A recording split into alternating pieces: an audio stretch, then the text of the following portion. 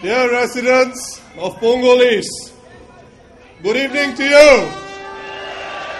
Dacia, Wan Shang Hao. Over the weekend, I was helping my colleague. I have to say thank you to the drummer for every rally he has come. What up for the drummer?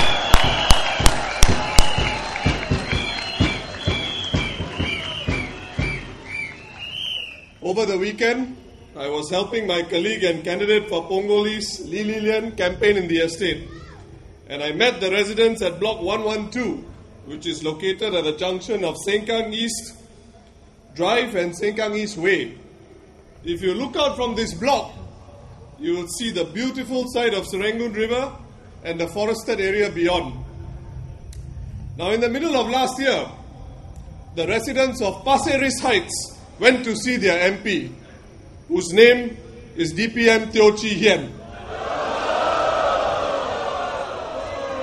Now they wanted to preserve the forested green area, the size of about 2 football fields that had been set aside for the construction of an international school. 6 out of 9 residents interviewed by a Today reporter said that they were in favor of preserving the woodland. Earlier this month, around the 9th of January, the residents at this area, Pasir Ris Heights, stopped to prevent HDB contractors from chopping down a tree which was home to about 90 parrots.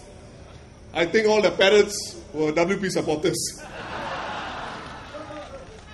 The Ministry of National Development said that they are unable to accede to the residents' request to preserve this woodland about the size of 2 football fields.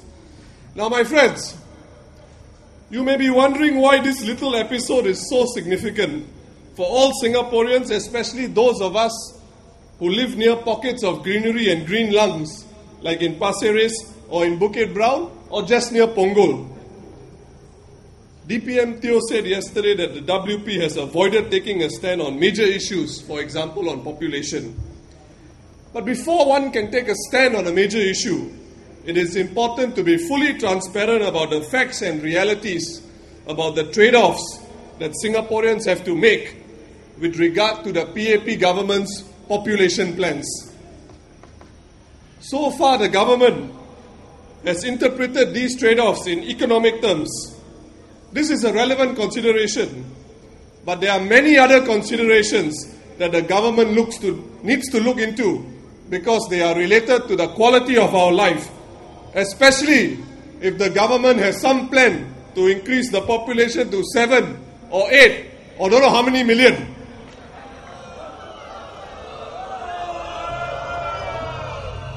Our elites may enjoy themselves in the gardens of their landed properties, but the rest of us rely on public spaces to relax and rejuvenate. The PAP elites do not see and feel the reality of a large number of foreigners and migrants in HDB estates on a daily basis, but ordinary Singaporeans do. Singaporeans do not hate new immigrants and foreigners, but we do have a right to say, how much is enough? Instead of blaming Singaporeans for being anti-foreigner, maybe the government can put itself in our shoes and ask itself how it would feel if a piece of our woodland or greenery that brought peace and comfort to us was taken away in the name of development. Or if road congestion because of high COE prices makes cars and light vehicles unaffordable for the average Singaporean, how would you feel? The government says that to plan for a larger population is the responsible thing to do. But isn't it also responsible to accept what your limits are and to ensure that the quality of life of Singaporeans do not suffer? Don't just ask those who have enough money to retire overseas or the scholars who have 2 or 3 properties which earn a rental income what their ideal population size for Singapore is. Ask your heartlanders. who have to stay in their HDB flat, take crowded public transport in the morning and evening, and see that their dreams of upgrading their house or buying a bigger HDB flat has vanished before their eyes, since the property prices have doubled while your salaries have not. How do these people feel? MND Minister Khaw Boon Wan recently announced during the Pongolis by-elections that 200,000 new units will be ready in the years to come and that property prices should moderate as a result. But if the government plans to bring new immigrants in the next few years, will these additional units all go? What then? Will the prices moderate? Or can we expect yet another round of cooling measures to satisfy Singaporeans and to scare developers? My friends, the developers are not scared. After the government introduced the 7th round of cooling measures, some developers have already offered discounts to fight the government's cooling measures, just as they did after the government's previous 6 failed attempts to cool the market. Even the government's policies don't seem to be moderating prices. And if prices continue to rise and make the rich and poor gap even wider, I hope the government doesn't come out and say, we didn't anticipate this. Because you should have anticipated it.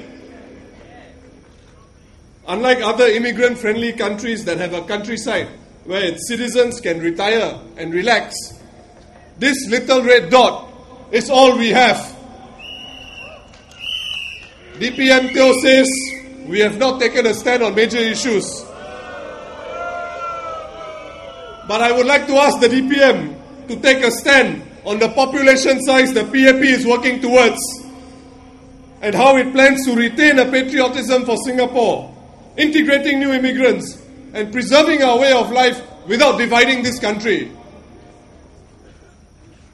In October last year, I asked DPM Teo whether his ministry had considered the reality of more immigrants, creating an even larger elderly population for future generations of Singaporeans to look after. Because the latest 2010 census data reveal that new immigrants are also not reproducing and they are not replacing themselves. The point is this: you can bring more people, but are you pushing the problem into the hands of the next generation by increasing your population size? Even immigrants will get old. What becomes the solution then in 20 or 30 years' time? Increase population again. I certainly hope to see some answers in the government's white paper on population. And you can be sure the WP MPs will be speaking up in Parliament about this when the white paper is debated.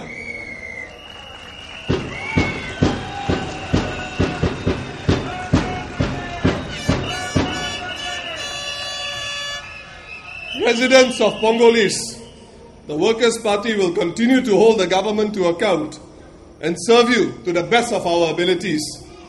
We will constantly press the government for more information, especially since it is so selective with the information it releases. Since GE 2011, an increased opposition presence in Parliament has led to the uncovering of interesting details about governance in Singapore under the PAP. During the AIM saga that took place a few weeks ago, we all got to know that there is such a thing as a fully owned PAP company.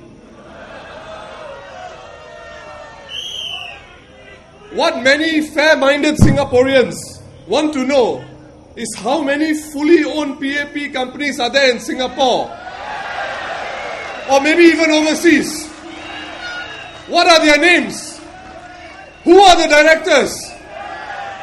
These questions, raised by many Singaporeans in the name of good governance, have so far gone unanswered. While the Prime Minister has ordered an investigation under the auspices of MND, it is not known if this aspect of the AIM saga will be answered. I certainly hope, and I hope the residents of Pongolis also hope, that these questions are answered.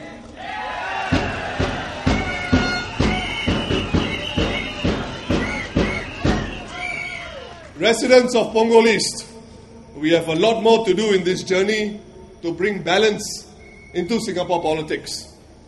With a view to greater social equity and fairness, everybody needs to play their part, make a commitment to be more politically active, and take an interest in the national issues that affect all of us. As we play our part, let's make sure the government plays its part.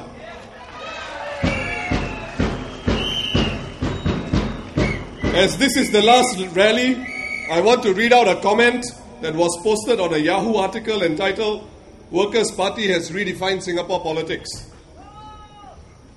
I was there at the rally on 11 January 2013 at around 8 p.m.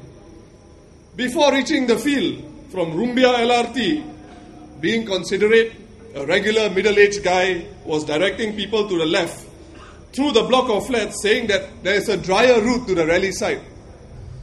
One guy dropped his phone in the muddy field, and a stranger spotted him and told him, "There it is," and even provided him a pack of tissue to clean his phone. Residents of Punggol East, who are these people this person saw, helping each other? They are all of you. They are all of us. They are the face of Singapore. Ordinary men and women who came to support the courage and determination of people like Li Lian.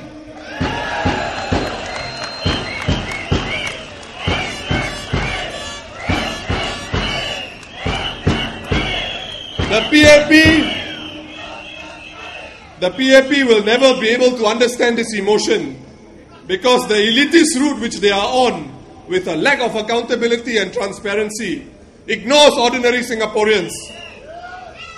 Let's bring some balance back into Parliament and fill it up with people who speak up for ordinary Singaporeans.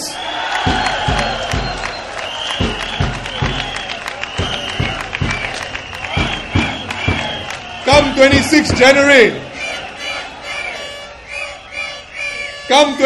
January, vote for the Workers' Party, vote for Li Lian. Thank you.